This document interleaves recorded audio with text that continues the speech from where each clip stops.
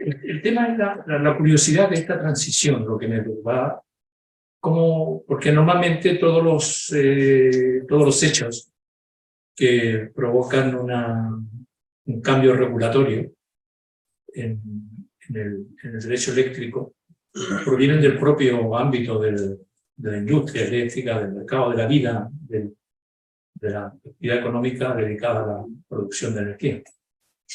Y esta no, viene de un hecho ajeno, que es lo que voy a intentar explicar. Algunos estudiosos como Pedro Linares en España han propuesto definiciones de lo que es una transición energética, calificándolo como primeramente un cambio significativo. Significativo porque puede afectar a la estructura del sistema energético o al sistema eléctrico, poniendo como ejemplo suministro centralizado versus descentralizado. Puede afectar a las fuentes de energía que alimentan los sistemas, o a los costes tanto económicos como de otro tipo. E incluso también al régimen político-económico que orienta, que regula la actividad de producción de energía eléctrica. No, desde el control.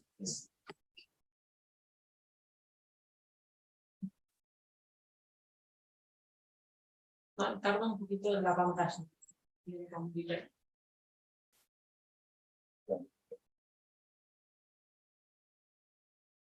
Disculpen, estamos en transición. Ahora, la transición actual, que es la que nos convoca, ¿qué características tiene? ¿No?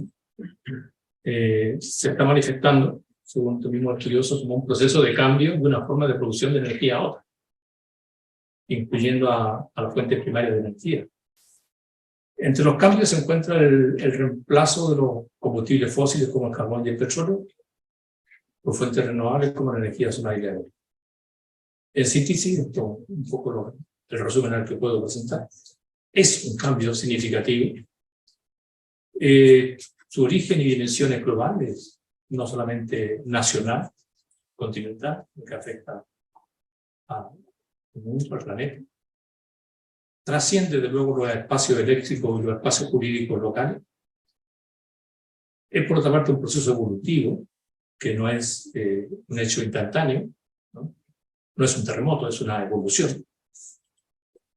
Y tiene un origen muy importante que es la catástrofe climática, ya no el cambio climático, la catástrofe climática, ¿no? Acreditada científicamente. Esa es como la base de esta transición que hoy día estamos enfrentando y para la cual nos estamos preparando para la regulación. Me pareció interesante ver qué transición hemos tenido en Chile a la par de las regulaciones que hemos tenido en Chile, que tenemos. Ya han destacado en las presentaciones anteriores, en el panel anterior, la legislación original, pionera, eléctrica en nuestro país, del año 25, 31, la del 59, y la que hasta ahora nos rige en su estructura básica, la de 1982, la actual Ley General de Servicios Eléctricos, que desde la época, desde el 82 hasta la fecha, ha tenido varias, por así decirlo, cambios regulatorios acompañados o como expresión algunas veces de una transición, otras veces no. Yo creo que hay una transición importante de febrero 82, el año 2004, cuando se promulga la ley Corta 1 sobre transmisión y otras cosas que luego comentaré, ¿no? Hay otras referencias de legislaciones que han modificado la Ley General de Servicios Eléctricos y que no siempre fueron transiciones, sino que fueron transiciones distintas. El fortalecimiento de la SEC en el año 99, podemos decir, es una transición desde una SEC como el león sin garras, ¿no? A dotarlo de alguna capacidad de daño, ¿no? De alguna capacidad de peligro, ¿no?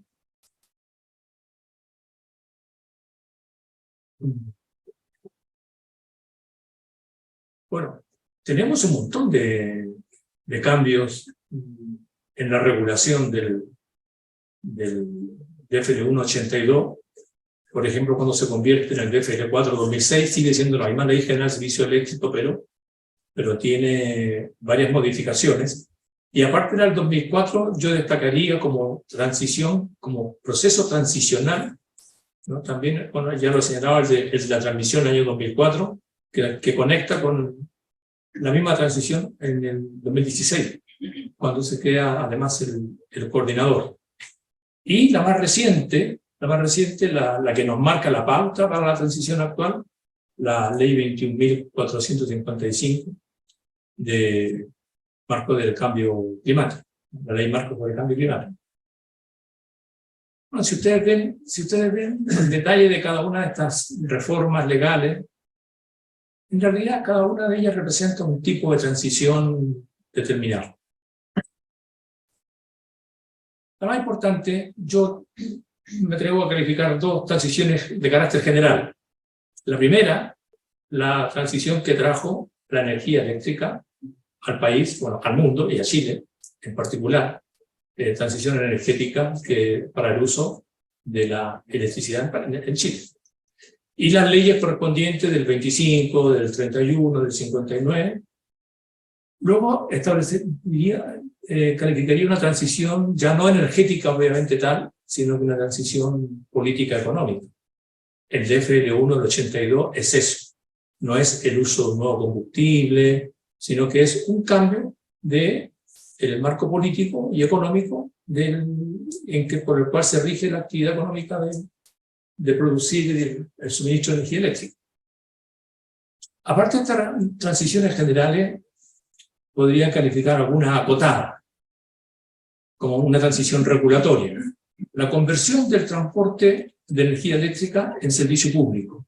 Esto acontece el año 2004, con la ley Corta 1, y continúa con la ley 20.936 y incluso con proyectos de reforma legal que están en curso. Podríamos encontrar también una transición institucional, ¿cómo no?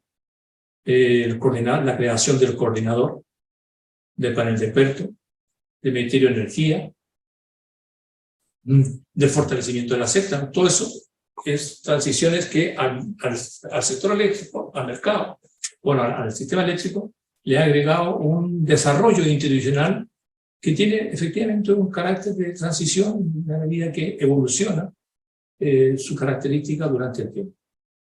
Transiciones comerciales. En la ley Corta 2 tenemos la fórmula de citaciones para los contratos de las distribuidoras.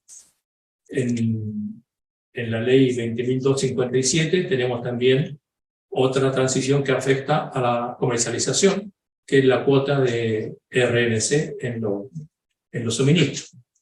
Agrego, para ir más rápido, transiciones operacionales. La interconexión de los sistemas eléctricos del SIC y el SIN es desde luego una transición operacional en la forma en que se operaban los sistemas eléctricos. Y después la que promueve el almacenamiento de energía eléctrica, incidiendo directamente en la operación.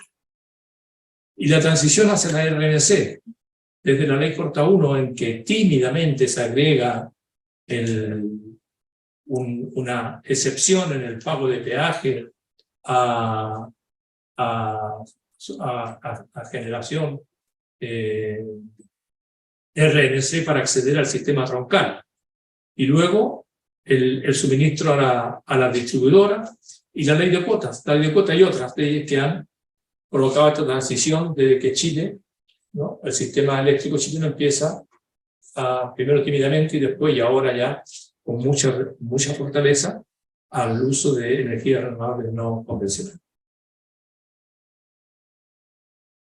La primera transición, el uso de energía eléctrica, que nuestra novelista Lola Fernández calificó un personaje de la novela, Chilean Electric, califica el acontecimiento de la iluminación de la Plaza de Armas, cuando se encienden las luces, como el fin de la sombra, porque estaba todo el mundo ahí expectante viendo este espectáculo, y de pronto desaparecen las sombras gracias a iluminación que se produjo en aquella oportunidad, ¿no? Por supuesto, recordemos a Tesla, el pionero, digamos, en la creación de sistemas eléctricos de producción de generación.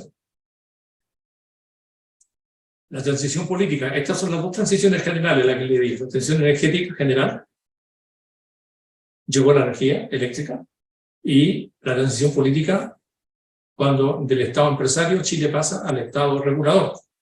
Cito en este caso a nuestro colega Vergara, que lo dice: a partir del 80, dice, se comenzó a aplicar una nueva política en el sector eléctrico, con el objetivo de revertir la situación anterior de preponderancia estatal y de otorgarle una participación significativa a la iniciativa privada. El Estado, en su función subsidiaria, en todo caso, mantendría su rol normativo y regulador. Bueno, también Sebastián Berten, en su breve historia del sector eléctrico, califica esta característica de ese momento transicional, ¿no? Una transición política, y se aplicó un modelo político-económico nuevo al que existía anteriormente hasta el año 1973. O sea, Dios mío. Demasiado lenta la transición, voy a ir más rápido, perdona. A ver, lo importante son qué impactos regulatorios nos traen esta transición energética actual. Hay nuevas directrices. Se han referido los colegas en el panel anterior a estas directrices, a estos principios de seguridad, de mínimo costo del sistema eléctrico, de acceso abierto.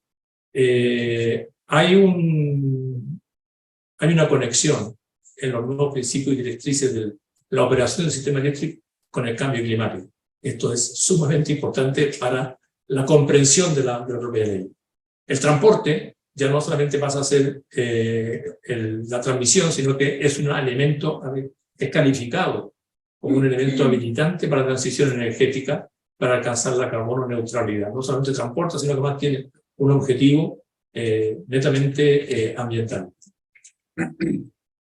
Y en cuanto a los principios, en la coordinación de operación, que hasta ahora eran tres, o son tres, el proyecto de ley que ha presentado el Ejecutivo agrega el de propender a una operación del sistema eléctrico bajo en emisiones de gases de efecto invernadero. Estaba escuchando la presentación anterior, en el panel anterior, cuando hablaban de las servidumbres y del riesgo que presenta la servidumbre, en las servidumbres las plantaciones forestales, ¿no? Pues la manera de enfocar este conflicto, debemos agregarle esto otro. No solamente va a ser por seguridad del sistema, sino que también que las líneas se instalen, o sea, estén en consistencia con el medio ambiente, ¿no? En particular con la no producción de emisiones de gases de efecto invernadero. En conclusión, no son muchas las conclusiones, no tenemos todavía ley, de manera que no hay muchas conclusiones que agregar. Los cambios eléctricos a que nos enfrentamos para producto de la transición energética son requeridos para afrontar un requerimiento externo a los mercados y a los sistemas eléctricos, el cambio climático. Las regulaciones de la electricidad y el medio ambiente ya no son compartimentos estancos como lo han sido hasta ahora, en que mirábamos la ley eléctrica y aparte se mira el medio ambiente. Y la protección del medio ambiente se introduce como el cuarto principio rector de la operación coordinada de las instalaciones, cosas muy importantes no solamente para el coordinador, sino que para todos los operadores del mercado y de propietarios de instalaciones eléctricas, a efecto de los proyectos, las proyecciones que se pueden hacer para el sector. Muchas gracias.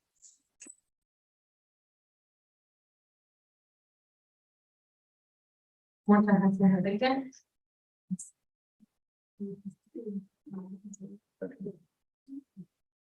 Muy bien, muchas gracias. Ahora vamos a continuar con nuestra segunda expositora, Andrea von Christmas Medina.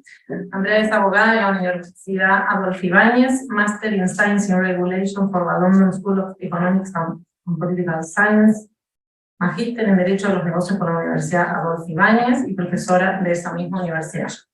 Y su ponencia se titula Transición energética e integración vertical en el mercado eléctrico. Muchas gracias.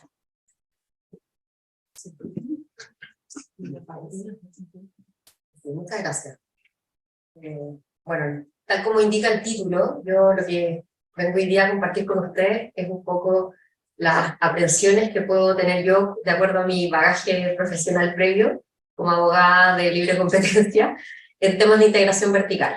¿Por qué? Porque dentro de la discusión de transición energética, obviamente también viene incluida la discusión acerca de si es factible, por ejemplo, eliminar las limitaciones que existen hoy en día en materia de integración vertical en el sector eléctrico, o quizás buscar una fórmula distinta a la que considera actualmente la Ley General de Servicios Eléctricos. De hecho, uno de los temas que aborda el proyecto de ley recientemente ingresado por el Ejecutivo al Congreso es precisamente modificar el tratamiento que se da actualmente en la Ley General de Servicios Eléctricos a la integración vertical en este mercado.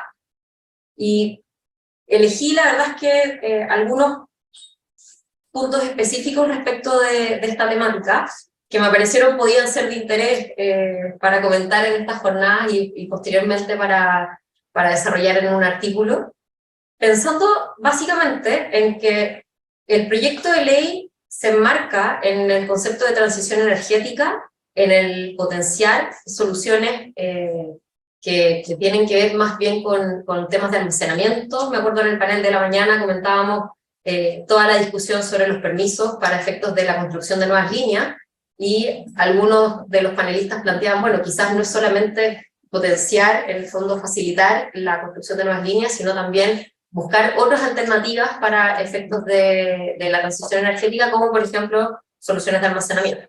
Entonces, me pareció que el tema de integración vertical es bastante transversal a varios de los puntos abordados en el proyecto de ley, pero también creo que es importante para poder hacer un análisis de la propuesta que presenta este proyecto de ley, entender qué es la integración vertical y sobre todo qué es lo que buscó en su minuto evitar la introducción del artículo 7 en la Ley General de Servicios Eléctricos, que es el que actualmente regula la prohibición y límites a la integración vertical entre los segmentos de transmisión, generación y distribución.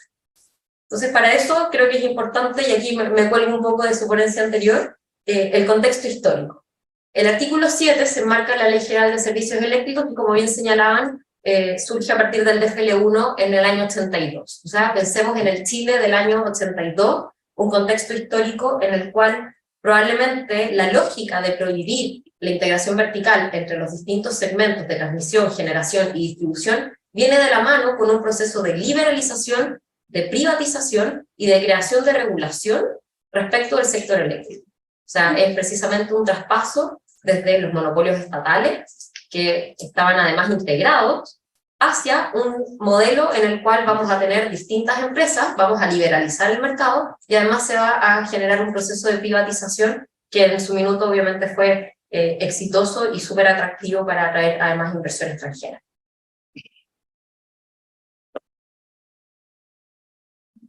Respecto de las modificaciones en particular, creo que es importante, no los voy a meter todavía en un artículo, vamos a quedarnos acá. Creo que es importante entender que la redacción actual del artículo podría ser no tan clara como quisiéramos, podría dar lugar a distintas interpretaciones, y de hecho de esa forma fue que también lo han entendido ciertas empresas que el año 2018, presentaron una solicitud de propuesta de modificación normativa al Tribunal de Libre Competencia. ¿Esto por qué se los menciono? Porque ustedes pueden decir, bueno, pero integración vertical, mercado eléctrico, jornadas de derecho a la energía, esto no tiene nada que ver con libre competencia. La verdad es que eso no es así. ¿Ah? Estas son discusiones que se están dando y que se han dado en los últimos años en el seno de las autoridades de competencia, y un ejemplo de eso es el expediente de recomendación normativa que les mencionaba, en el cual el tribunal finalmente decidió no realizar una recomendación al Ejecutivo para modificar en particular el artículo 7 que prohíbe la integración vertical, no porque no considerara que no fuera procedente la solicitud o porque sea un fanático de las prohibiciones de integración vertical en el sector eléctrico.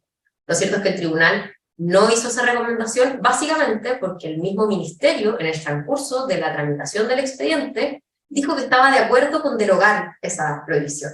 Y en ese sentido el tribunal entendió que dado que su rol no es de consultor legislativo y el ministerio ya había manifestado su postura, entonces dijo yo, bajo este paraguas, bajo esta facultad que es de recomendación y de, en el fondo, una facultad no jurisdiccional, me voy a abstener, pero no debemos entender de eso que el Tribunal de Libre Competencia haya entendido que sea necesario mantener esta limitación. ¿Esto por qué se los comento? Porque esto plantea que cualquier modificación como la que propone el proyecto de ley, también tenemos que enmarcarla en el contexto institucional que tienen este tipo de disposiciones. Cuando hay una norma legal, como es el caso, que prohíbe la integración vertical, lo cierto es que lo que hay detrás de esa norma es probablemente una lógica que busca proteger la competencia. ¿Por qué? Porque entiende que la integración entre los distintos segmentos probablemente podría facilitar cierto tipo de conductas de abuso o de exclusión que queremos evitar. Y por ende hacemos esta regulación ex ante, prohibiendo la integración vertical, y con eso dejando un rol un poco más pasivo o secundario a una verificación ex post por parte de las autoridades de competencia. La Fiscalía Nacional Económica en los últimos años además conoció de ciertas operaciones de concentración conforme a las cuales podría haber habido alguna consideración acerca del cumplimiento o no de estas limitaciones establecidas en el artículo 7. Y lo cierto es que en esos informes de aprobación de la Fiscalía Nacional Económica, en el contexto del control de operaciones de concentración, se abstuvo de pronunciarse sobre la discusión del artículo 7, diciendo que estos en realidad eran antecedentes que iba a remitir a la Superintendencia de Electricidad y Combustibles, dado que esa es la autoridad competente para fiscalizar y eventualmente ejercer cargos o sancionar cualquier incumplimiento al artículo. Entonces, con ese contexto en mente, y hecha ya esa pequeña inception en sus mentes, quiero que revisemos el proyecto de ley. Obviamente este es un resumen del artículo, porque el artículo es bastante largo, el proyecto de ley me habla más largo aún. Y me parece que es interesante acá que lo que busca el proyecto de ley es traspasar entonces esta prohibición que existe para el caso de las transmisoras y de este límite actualmente establecido para el caso de la generación y de la distribución, cambiándolo por un umbral máximo que sea definido por el Tribunal de Libre Competencia, de acuerdo, en un caso, a la capacidad instalada de generación y almacenamiento, y en el otro caso, de acuerdo a las condiciones de competencia en base al valor anual de transmisión por tramos, ¿ya? Aquí, en el fondo, lo que hizo el legislador con el artículo actualmente vigente fue establecer entonces esta prohibición y limitación respectivamente, entendiendo que hay un interés en mantener separados los actores que se dedican a estos tres segmentos, atendido que es un servicio público el de la transmisión, y solamente lo acota, obviamente, a los sistemas de transmisión nacional. ¿Ya? O sea, no aplica para los dedicados ni para los zonales. Lo que es interesante además respecto de lo que está actualmente vigente es que no es recíproco respecto de empresas que ya participaban en generación o en distribución, ¿ya? Entonces, se plantea la duda de si acá vamos a cambiar este umbral máximo, al final es regla pareja para todos, o también va a haber una especie de preferencia, o va a tener que incluir un artículo transitorio bastante interesante quizás, respecto de cómo aplica este cambio de las reglas para estos efectos, respecto de las empresas, perdón, que ya están en el mercado. Además, el proyecto de ley plantea una serie de deberes de información por parte de las empresas de energía al coordinador para que éste monitoree la participación que ellas tienen en los distintos segmentos, ¿ya? Hay un deber del coordinador de emitir un informe anual y de enviarlo a la superintendencia, y en ese caso, además se establece que hay un deber del coordinador de informar los incumplimientos a la superintendencia. Y yo creo que aquí se plantea ya un desafío súper entretenido de estudiar para quienes se dedican a temas de derecho administrativo económico, en cómo es que el coordinador, que es independiente, que no forma parte de la administración, finalmente tiene que, en el texto como está planteado en el proyecto, informar incumplimientos, no remitir antecedentes para que la SEC analice si se trata de un incumplimiento o no. Entonces ahí también ya puede haber un desafío en términos de coordinación regulatoria y también de ejercicio de distintas potestades. Además, el incumplimiento de la obligación de informar o los incumplimientos de estos umbrales son considerados infracción gravísima. Esto es súper interesante porque, dado que existe el deber de información de las empresas al coordinador, podría darse que las empresas finalmente tengan todos los incentivos para incumplir el deber de informar al coordinador, dado que es la misma sanción que traspasar el umbral. ¿Ah? Y en el fondo que realicen el ejercicio de ver finalmente cuál es la probabilidad de detección de una infracción y de la otra. Entonces creo que hay como hartos puntos para darle una vuelta y probablemente analizar si finalmente es la mejor solución o no. La actualización para efectos de estos umbrales además se tiene que dar de acuerdo a la calificación de instalaciones, o sea, esto va a ser una resolución del tribunal que además va a ser una especie de resolución viva. ¿Por qué? Porque vamos a tener que ir actualizando para efectos de umbrales la calificación de las instalaciones de transmisión. Si es que en el proceso actual están calificadas algunas como zonales, por ejemplo, y después fueran calificadas como nacionales, sí van a entrar a ser consideradas para efectos del umbral. Entonces, al final es una regulación que va a ser tremendamente dinámica, o sea que nos gusta, los mercados son dinámicos, la regulación tiene que ser dinámica, pero también puede dar pie a ciertos niveles de incerteza que finalmente afecten los niveles de inversión, sobre todo tratándose de obras de transmisión nacional, que sabemos que en el fondo son bastante fuertes en capital, y que no es cosa de agarrar mis torres y irme a otro lado. Entonces, al final el tema de la certeza regulatoria también es un factor muy importante si queremos potenciar las inversiones para efectos de la transición energética.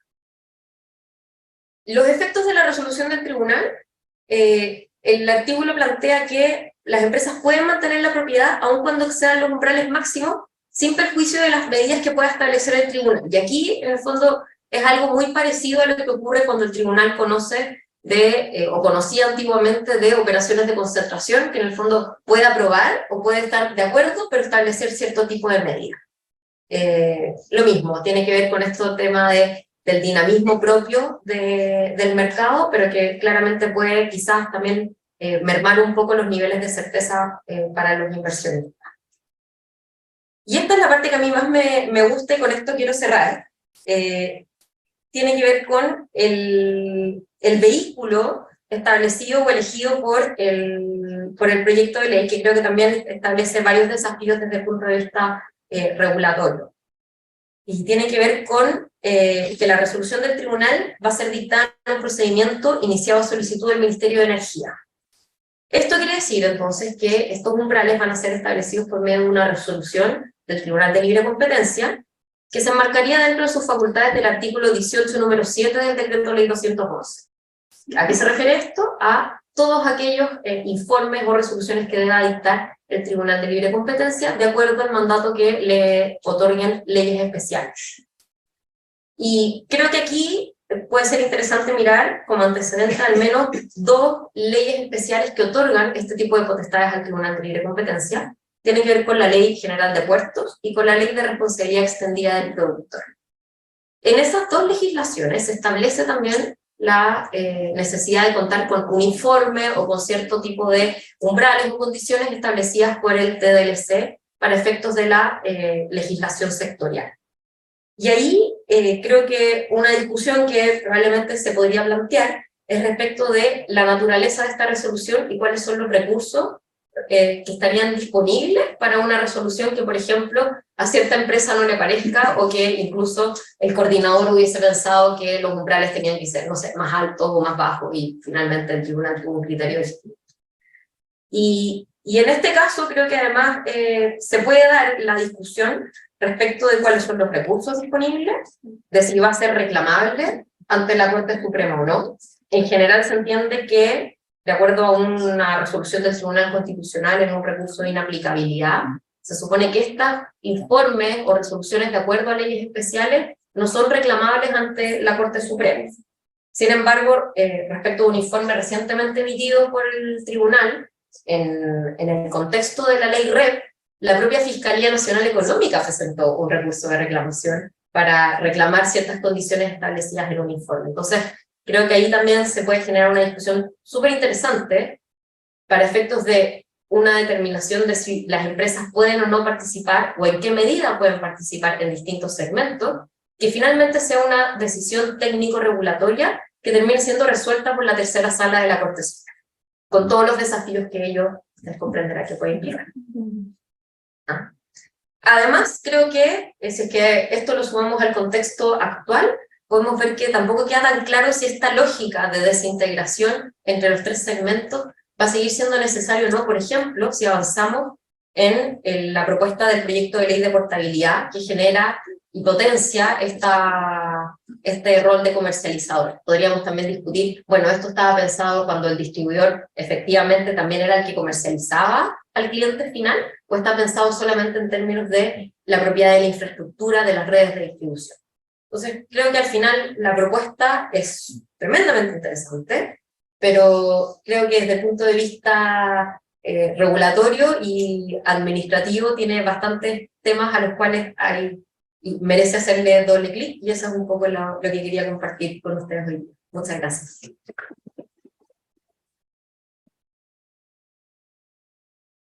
Muchísimas gracias, Andrea. Ahora nuestro siguiente panelista es el señor Santiago Vial Osorio. Santiago es licenciado en Derecho de esta Casa de Estudios, LLM de la College London de la International Business Law, diplomado en Derecho a Recursos Naturales, mención en Energía de la Pontificia Universidad Católica de Chile. Y su ponencia se titula Cadenas de valor del hidrógeno verde, producción, modularidad y transporte, aproximación a instituciones jurídicas y regulatorias para destrabar su valor intrínseco. Muy bien, se escucha, ¿no? Sí. Bueno, gracias a todos por estar acá, muy honrados, sin duda.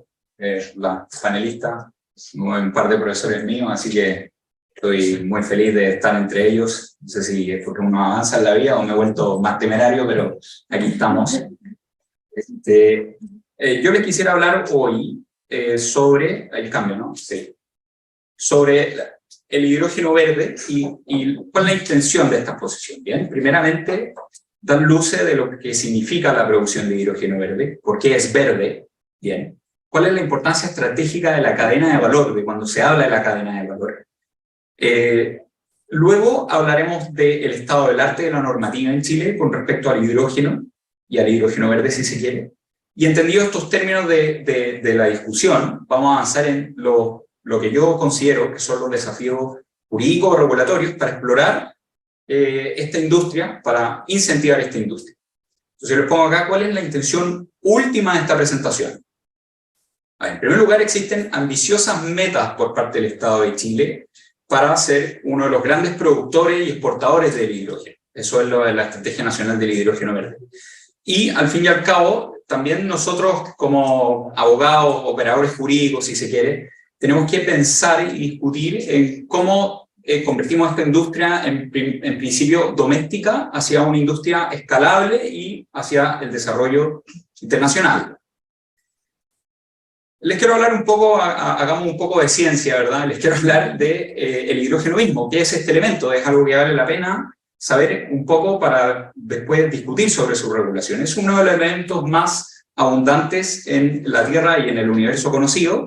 No se presenta de manera pura, siempre está usado a otros elementos, en este caso el más común es el agua.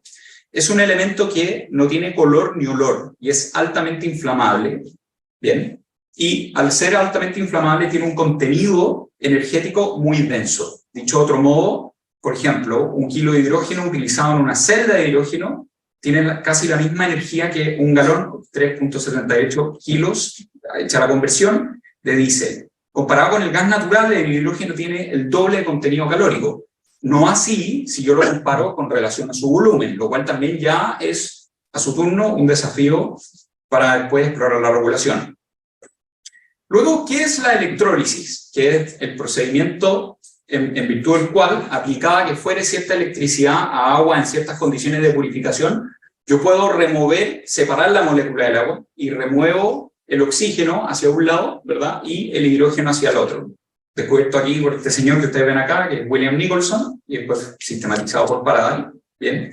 Y existe, en consecuencia, el método para obtención del hidrógeno más común es la electrólisis, existiendo otros, como la termólisis, etc. Bien. ¿Dónde ocurre esta reacción química de la electrólisis? En un electrolizador. La electrolizadora es una discusión enorme, que podríamos estar todo un día hablando de los electrolizadores. Es la base de la economía del hidrógeno y, consecuencia de ser también la base de la regulación del hidrógeno.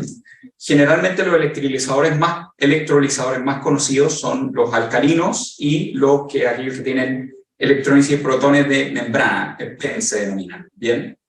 Y a su turno, la base fundamental del electrolizador es un concepto que se llama el stack, que algunos lo traducen como la celda, otros lo traducen como los ánodos, como los cátodos, y en donde efectivamente ocurre el fenómeno de la electrólisis. Actualmente un electrolizador, particularmente si yo lo comparo con un OPEX, o sea, una operación de hidrógeno verde, es caro, todavía es muy caro, es poco costo eficiente. Bien. Yo les puse aquí simplemente para que ustedes vean, la parte gris que ustedes ven ahí es donde ocurre la electrólisis, pero ustedes ven hay una serie de componentes que acompañan todo este proceso, que lo informan. Bien. También ustedes, para que noten, esto es bien increíble, la escalabilidad de un electrolizador. Ustedes ven aquí uno del porte como podría estar aquí mismo en esta mesa, después ven uno que está más abajo, es un container, bien. Después vean aquí cómo pueden escalar. El que tienen a la derecha es uno que tiene una capacidad de 5 megas, y después el que tienen a su izquierda, de una capacidad de 20 megas, que es aproximadamente del tamaño de una cancha de fútbol americano. Bien. Consecuencia, como ustedes ya habrán adivinado, el hidrógeno verde sin duda es el hidrógeno cuya producción no tiene ningún subproducto en el dióxido de carbono, ni por lo tanto no se producen gases de efecto invernadero, porque, por ejemplo, si yo lo hago, ¿verdad?, mediante un parque solar, el único subproducto es oxígeno, que a su turno puede ser utilizado para otros procesos. Bien. Consecuencia, entendido este punto de partida, donde también enmarcamos la cadena de valor del hidrógeno. Yo les puse aquí estas dos fotos, una más habla de aplicaciones, ¿verdad? Otra habla de conceptos, ¿bien? Hacia dónde va y hacia dónde viene el hidrógeno. Ustedes ven, sirve para la industria petroquímica, para la agricultura, para la industria química, para el transporte. Sin duda que sirve también para la energía. O sea, un concepto un poco a ratos contraintuitivo, ¿verdad? Es energía para hacer un gas que a su turno crea energía. Bien. Yo les quise resumir aquí los siguientes hitos, que es generación, producción y acondicionamiento, que es compresión y licuefacción del hidrógeno, que después se puede transformar en amoníaco, su almacenamiento, su transporte, distribución y exportación. Bien. Consecuencia, ya vemos que podemos empezar a notar que existen eslabones en la cadena logística del hidrógeno. Bien. ¿Cuáles son los elementos que ayudan o son coadyuvantes a estos distintos eslabones? Bien, son el costo de la generación eléctrica, sin duda, el acceso o la posibilidad del costo del precio de la energía, la suficiencia de la infraestructura de la transmisión, la posibilidad del almacenamiento y la posibilidad del transporte, ya sea en gasoductos, en camiones, en trenes, etc. Todos estos elementos están conectados también, y así lo ha dicho la literatura, por el elemento ubicación, que me gustaría que se lo quedaran en mente, ¿verdad? Ahora, sí, es cierto que cierto consenso científico, el policymaker, como suele decirse, dice que la superficie predial no es un impedimento crítico para el desarrollo de esta industria. ¿Por qué? Por algo que ya hablamos, la alta densidad energética producida en los stacks, ¿bien?, que a su turno son escalables. En consecuencia, yo puedo producir una cantidad importante de energía en un espacio menor y a su turno desacoplar la cadena de valor, donde tengo producción en un lado y la generación para dicha producción en otro. Aquí yo les puse aquí esto para que vieran un poco también la escala. 1000 kilos de hidrógeno se pueden producir en un día, 300 metros cuadrados.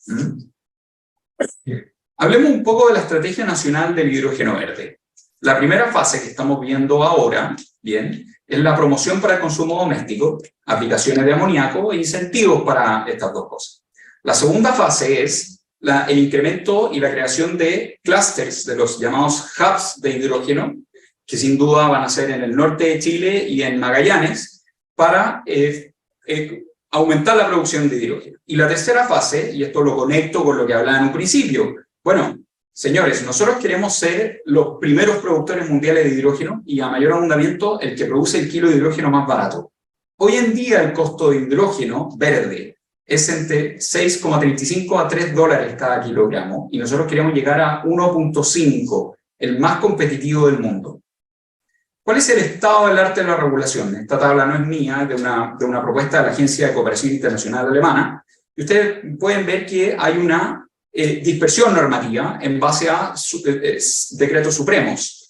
La base de esta dispersión es sin duda el hecho de que el hidrógeno, al ser altamente inflamable, es inseguro. En consecuencia, ahí se estipuló como una sustancia peligrosa conforme a la norma chilena 382, y ustedes pueden ver que hay normativa de transporte, de previsión desde un punto de vista de la salud, de un punto de vista de lugares de trabajo, etc.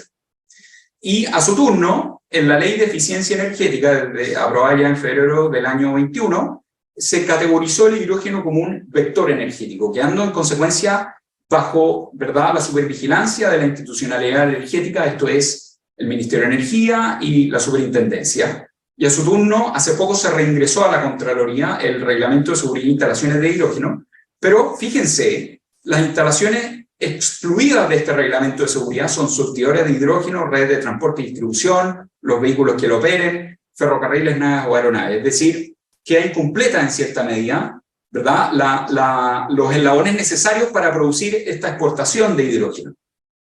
Bien, y hoy en día hay un proyecto de ley que ustedes pueden ver que impulsa la producción y el uso de hidrógeno y establece metas, así como en las renovables, establece metas para hacer el blending en los concesionarios de gas. Existen otras iniciativas sectoriales que yo aquí simplemente se las pongo para referencia. Hay criterios de evaluación ambiental en el SEA. Esto es bien importante porque hay criterios para guía de apoyo para la autorización de proyectos especiales de hidrógeno. O sea, la SEC dijo, oiga, mientras no haya regulación, yo le voy a dar estas guías para que usted lo haga. Bien. Asimismo, el Ministerio de Vivienda y Urbanismo dijo, bueno, ¿cómo ustedes vamos a acomodar los instrumentos de planificación territorial para poder desarrollar cada uno de estos eslabones? Bien. Esto es una especial importancia porque yo, como yo les comentaba, ciertos estudios internacionales de consultoras internacionales, de fundaciones, qué sé yo, han dicho, mire, la planificación urbana, la ubicación, ¿se acuerdan que yo les comenté que en la mente de ubicación? Es muy importante para efectos de establecer los distintos eslabones. Claro, ¿dónde yo voy a generar la electricidad? ¿Dónde voy a producir el hidrógeno? ¿Dónde lo voy a almacenar? ¿Hacia dónde lo voy a transportar? Bien. También está la ventana al futuro, que es el mismo concepto de concesiones onerosas para la utilización de predios fiscales en renovables, bien, pero para proyectos de hidrógeno. En consecuencia, yo creo que a esta altura del partido, en el estado del arte, pienso yo que es necesario, ya habiendo entendido la cadena de valor, en qué consiste este elemento, ¿verdad? ¿Cuál es la naturaleza jurídica para su tratamiento?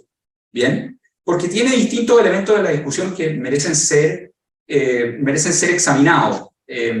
Por ejemplo, el hidrógeno es un elemento que es naturalmente gaseoso, pero no es un hidrocarburo, no está dentro de la categorización de los hidrocarburos que hace, ¿verdad?, en nuestro ordenamiento jurídico hoy en día, a pesar de que hubo un amago de proyecto de ley que dijo declarémoslo bien nacional de uso público.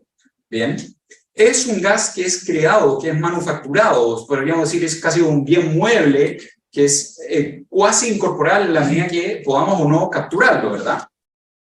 Muy bien. Asimismo, como ya lo hablamos, es un vector energético.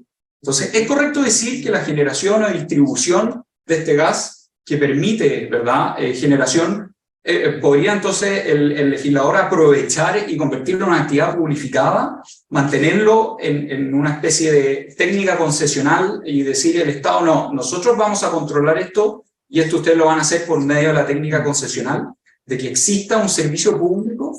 Bien. Bien, ya me voy a apurar aquí. Sin duda alguna, bien, hay distintos bienes jurídicos que deben ser protegidos. Partiendo por primero, la seguridad de las personas en sus cosas. Entonces vemos que este gas, como tan extraño, no es este nuevo elemento, que tiene, yo les pongo ahí, cola de león, pata de león, oreja de león, pero no es león. Bien, ¿qué es lo que es? Yo propongo hacer, mediante una técnica autorizacional, mediante una autorización administrativa, en vista considerando que esto es una actividad cuasi espontánea. Dicho de otro modo, está sujeta a un modus anterior o posterior, ¿bien? En donde existe un título habilitante, un título autorizatorio para efectuar actividades de hidrógeno. Esto ya lo dije. ¿Por qué? ¿Qué queremos proteger? Las personas y sus cosas. La certeza jurídica, en tanto poder o no pedir, pedir o no poder pedir aquí el permiso, ¿bien? Permite mayor inversión, permite mayor compartimentalizar los riesgos en los incentivos, la transferabilidad del permiso y la gobernanza, ¿bien? Ustedes me dirán, pero Santiago, ¿por qué esto? ¿Por qué tan obsesivo con nuestra cultura legalista de permiso para todo? Que no es eso. Yo pienso que, humildemente, podemos, sin estar revestido en una actividad publificada, este nuevo león, esta leona, este nuevo animal, podría aprovechar de la cierta dualidad que hoy en día existe en nuestra legislación eléctrica, que es aquellos elementos que, si bien es cierto, pueden ser publicados, no es obligatorio tener una concesión eléctrica. Por ejemplo, la transmisión eléctrica. ¿Bien? Entonces, ¿cuál es este beneficio de esta autorización, este permiso de hidrógeno? Podría ser la servidumbre, ocupación o tránsito, o el uso gratuito de los bienes nacionales de uso público. ¿Bien? Podría ser un permiso para la generación, que incluya acondicionamiento, un permiso de almacenamiento, un permiso de transporte. ¿Y por qué hacerlo, obviamente, mediante un proyecto de ley? Bueno, todos aquí sabemos que la creación de una servidumbre, como es numerus clausus, necesitamos de una ley para establecerla y poder interponerla. De ese modo, pienso yo, podemos desacoplar la cadena de valor y decir, bueno, yo inyecto por allá y obtengo por acá, hago mi electrolización y después comparto riesgos con distintos inversionistas, yo tengo el permiso, usted pone el dinero y hacemos, por ejemplo, interponemos una servidumbre, un pipeline y desarrollamos toda una red que Chile hoy en día carece para la exportación. ¿Bien? Esto creo que ya lo dijimos. Simplemente una reflexión. ¿Cómo podríamos decir, bueno, Santiago, la generación de electricidad para esto, ¿quedaría o no dentro de un permiso? ¿Cómo conviven los permisos? Bueno, en primer lugar pueden convivir, pero en segundo lugar, asimismo, podríamos decir, esto en Ventana al Futuro ya hay una cierta señal. Yo digo, todo lo que yo genero e inyecto al electrolizador, yo después se lo demuestro al coordinador y digo, señores, yo estoy amparado solamente para producir hidrógeno. Y podríamos explorar quizás también esta misma permisología, pero para la generación. Bien, como les digo, no es un título, pienso yo que es un título habilitante, no tiene por qué ser omnicomprensivo, pero sin duda es un título habilitante que daría certeza jurídica tanto para las personas en la seguridad como para aquellos que quieren fundar una nueva industria en el hidrógeno. Quisiera concluir, si queremos tomarnos en serio la pregunta de qué es lo que es el hidrógeno y cómo lo podemos desarrollar, pienso yo que es importante desacoplar la cadena de valor, atacar las distintas dificultades de dicha cadena, tomando lo bueno de la actividad concesional y circunscribiendo, sin circunscribir con la actual, el desarrollo del hidrógeno con la actual técnica concesional, como lo es, por ejemplo, para la distribución de energía eléctrica, ¿verdad? Muchísimas gracias.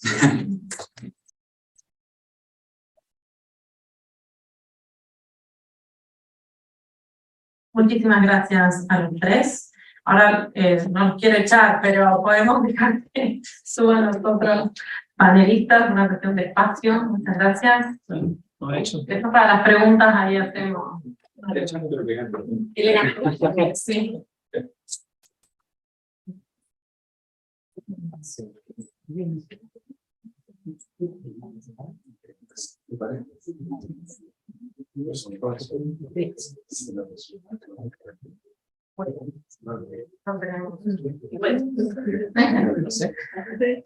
Por favor, los cuartos expositores son Sebastián Abogadir y María Begoña Albornoz. Gracias, muy amable.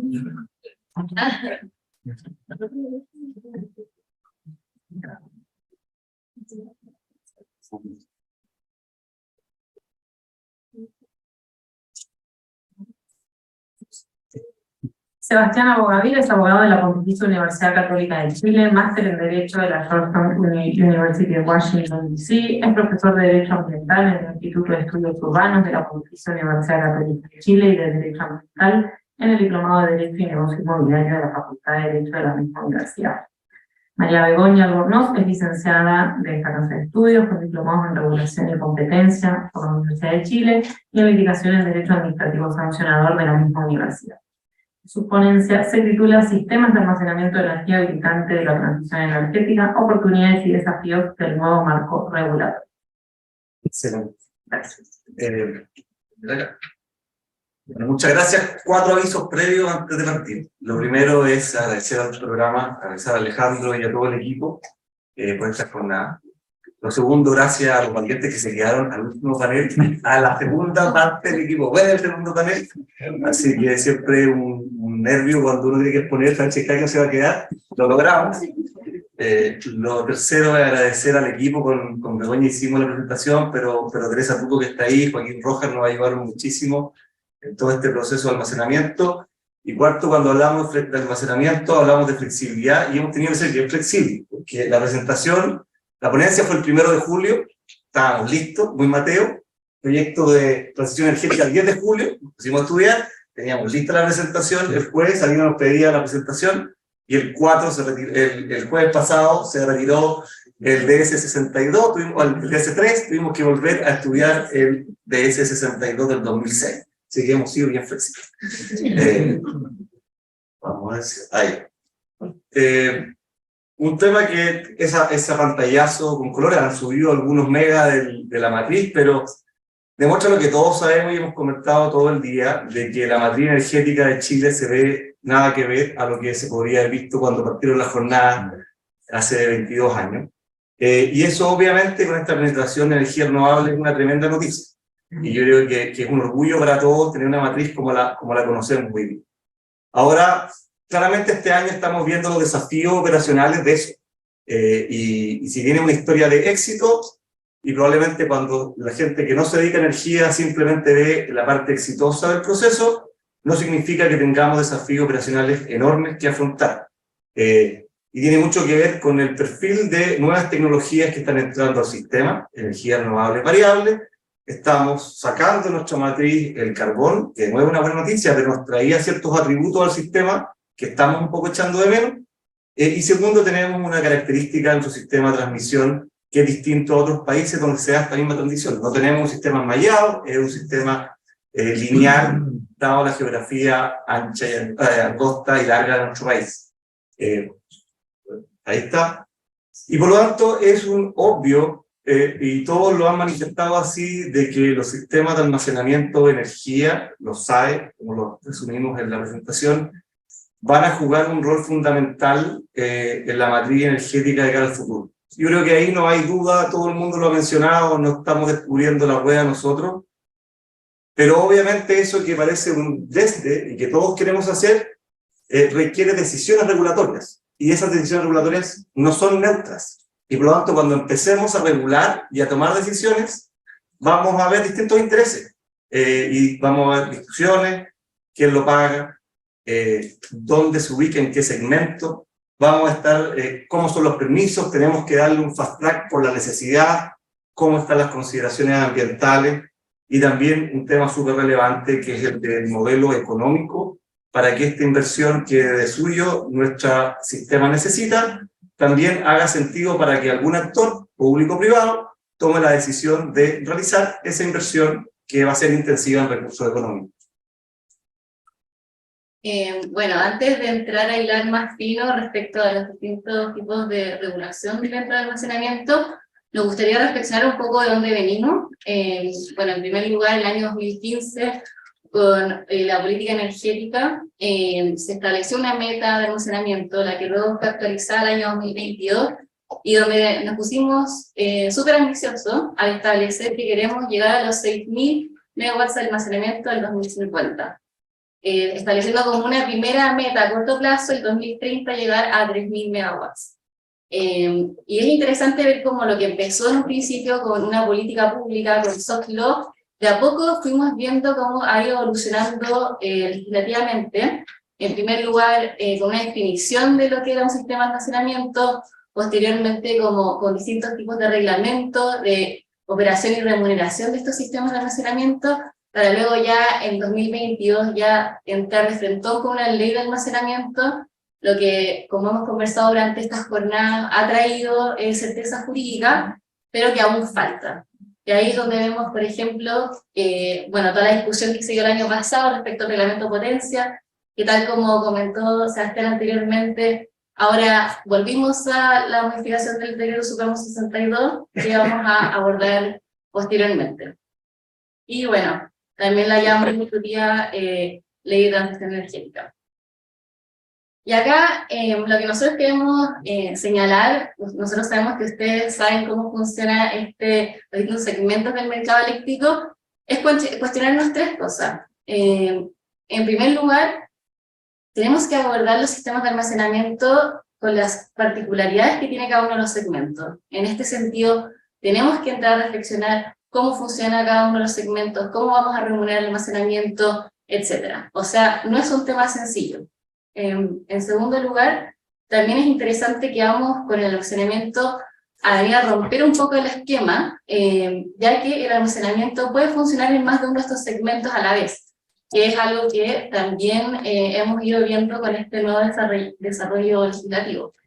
Y en tercer lugar, que también nos parece importante, es cuestionarnos un poco el rol que van a tener los clientes hoy en día, también de cara al almacenamiento, en el sentido de quién finalmente van a tener que pagar estos costos relacionados con la instalación. Y también, bueno, nos cuestionamos cuáles van a ser los desafíos para finalmente entrar e implementar y concretar los sistemas de almacenamiento. Acá recogemos lo que se señaló en el mensaje presidencial de la Ley de Transición Energética, que se evidencia que esto no es solamente un problema regulatorio. Acá tenemos un problema de financiamiento, como ya hemos conversado durante la mañana, también de regulación, de remuneración, de política pública. O sea, acá realmente tenemos que entrar a verificar que todos estos factores estén coordinados para que realmente podamos concretar estas políticas de almacenamiento. Entonces vamos a tratar de ir segmento por segmento, dando algunas ideas primero de por qué es importante y qué está pasando en el segmento. Afortunadamente este es un tema que se está moviendo con mucha agilidad. Lo primero es que obviamente cuando hacíamos la línea regulatoria entendemos que a partir de la ley de fomento del almacenamiento, hoy día tenemos la figura en generación del almacenamiento adosado o parte de un proyecto de generación. Y por otro lado tenemos los sistemas de almacenamiento standalone o solo, ubicados en algún sector estratégico, probablemente de nuestro sistema eléctrico nacional. Obviamente cuando tratamos de hacer esta lógica de cómo el modelo de negocio / regulatorio va a funcionar, tenemos que pensar en los incentivos económicos y las decisiones económicas que va a tomar la persona que en el segmento de generación se va a embarcar o no en poner a su proyecto solar, eólico, un banco de almacenamiento o quiere hacer un sistema de almacenamiento standalone. Y ahí obviamente, por un lado, todos sabemos, puede recibir pago por renta de energía y arbitraje, eso está habilitado, pero es bien interesante en ese mercado o ese segmento entender y mirar lo que está pasando hoy día con la licitación de suministro con distribuidoras para clientes regulados, porque ahí es un mercado de contratos. Un mercado de contratos que fue súper importante del 2015 en adelante, algo mencionó Diego, para catalizar nuevas inversiones, sobre todo en renovables, y hoy día esas bases que hace 5 o 6 años migraban a tener bloques horarios, hoy día tienen bloques zonales, interesante, tienen traspaso de costo sistémico, súper discutible, súper candente, más que discutible, y tercero, tienen un incentivo al almacenamiento. Tenemos ahí un descuento al precio de las ofertas que incluyen almacenamiento. Y hay un guarismo, y hay un tope, y por lo tanto, obviamente que como el 2015, 2016, miramos la licitación de suministro como catalizador de proyectos de energía renovable, hoy día es interesante ver qué va a pasar en diciembre del 2023, este año, cuando se presenten las ofertas en esa licitación, si es que este incentivo regulatorio fue catalizador o no de inversión. Eso es interesante. Pagos por potencia, como dijimos, tuvimos que volver a ponernos a estudiar. Estábamos siguiendo con mucha intensidad el Decreto Supremo 3, después el retiro, el ingreso, el retiro, la implementación temporal, y hoy día vimos que hay una vuelta al Decreto Supremo 62, una metodología que obviamente lo vamos a dejar a los técnicos, pero sobre el aporte a la curva de carga como metodología de cálculo por tecnología de los pagos por potencia. Ahí también, porque esto es contingente, porque tenemos hasta el 17 de agosto para hacer observaciones. Esto salió el jueves pasado. En servicios complementarios vamos a hablar un poquito más adelante, pero es un tercer mecanismo de remuneración que un proyecto o un generador que opte por tener un sistema standalone o que tenga un sistema de una generadora o una tecnología de generación más almacenamiento va a estar mirando para entender si le funcionan o no los números. Transmisión. En transmisión también hay cosas que están pasando.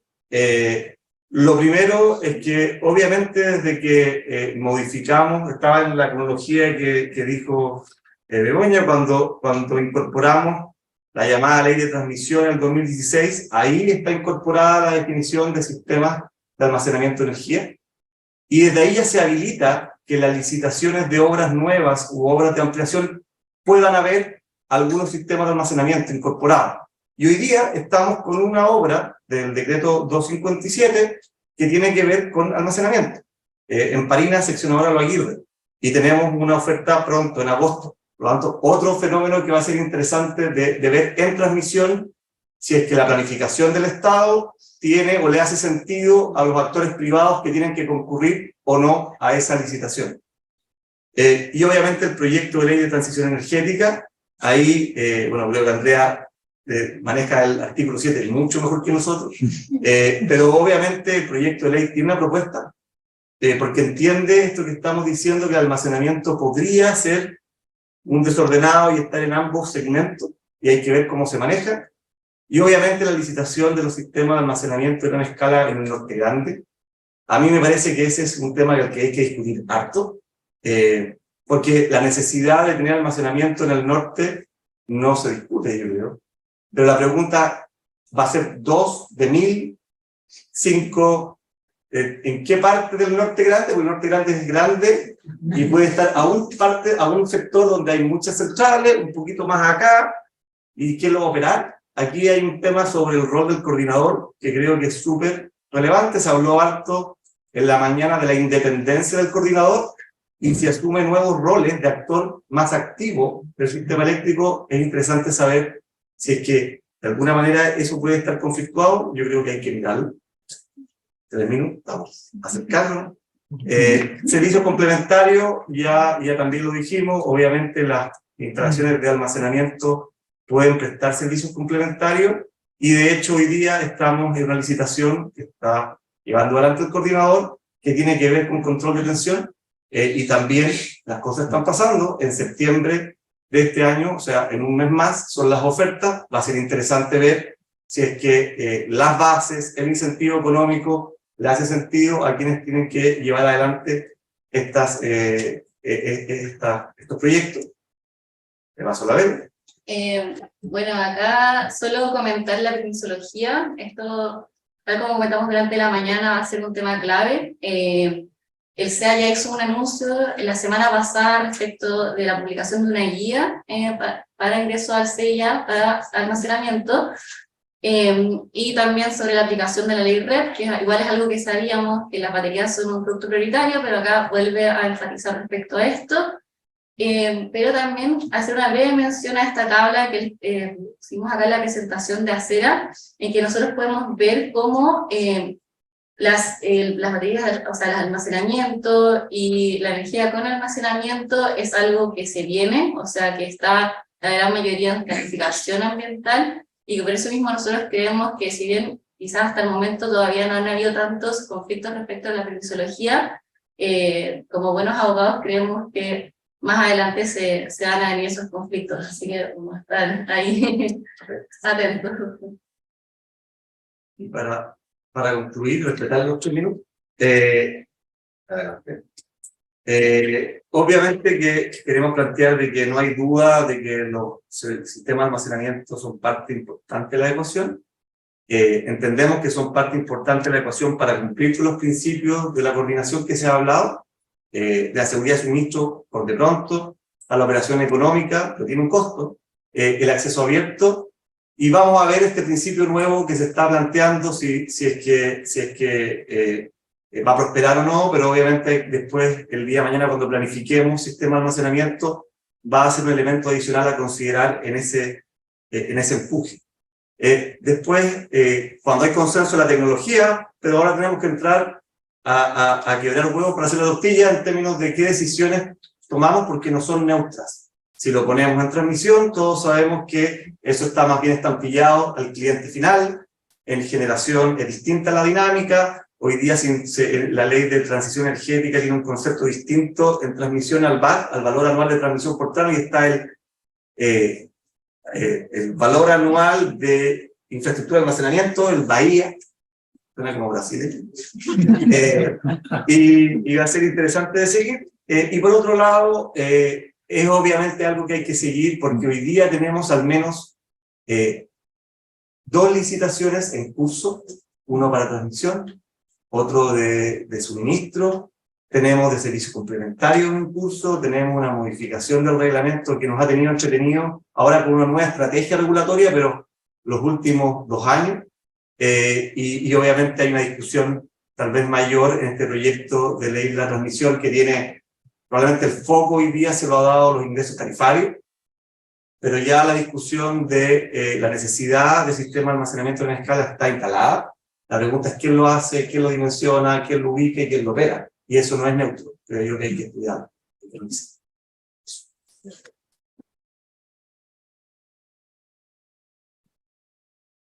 Gracias, Sebastián y María. Ahora le pasamos la palabra a los últimos expositores de nuestras jornadas. Ellos son Eduardo Escalona y Antonia Jorquera. No, hay donde estaban.